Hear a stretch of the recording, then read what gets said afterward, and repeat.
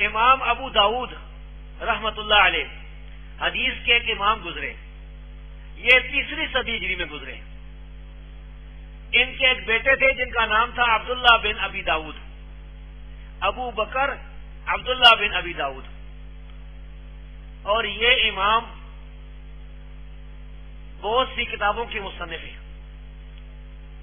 اللہ تبارک و تعالی نے ابو داؤد کے بیٹے کو ایسا بے پناہ حوصلہ دیا تھا، تاریخ دمشق ابن عساکر کی اس کی جلد نمبر 31 صفحہ نمبر 56 پر صحیح سند کے ساتھ یہ لکھا ہوا ہے کہ امام ابو داؤد کا یہ بیٹا ایک دفعہ اصفہان گیا۔ امام ابن ابی داؤد اصفہان ایران کا ایک شہر ہے، وہاں تشریف لے گئے۔ یہ رہنے والے بغداد کے تھے، عراق سے ایران گئے۔ وہاں کے لوگوں نے کہا ابو داؤد کے بیٹے سے کہ آپ ہمیں حدیثیں سنائیں۔ انہوں نے کہا کہ میرے پاس میری کتابیں نہیں ہیں، اصل میری کاپیاں کتابیں جو ہیں میں بغداد چھوڑ کے آیا ہوں، کس طرح میں تمہیں حدیثیں سناؤں؟ لوگوں نے کہا کہ ابو داؤد کا بیٹا ہو اور اسے کتابوں کی ضرورت ہو، تو انہوں نے کہا ٹھیک ہے جی۔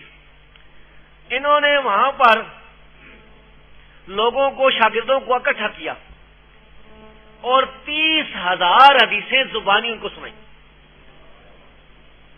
وہ کاپیاں قلم لے کر بیٹھے ہوئے تھے، انہوں نے 30,000 حدیثیں سنائی، لوگوں نے لکھ لی۔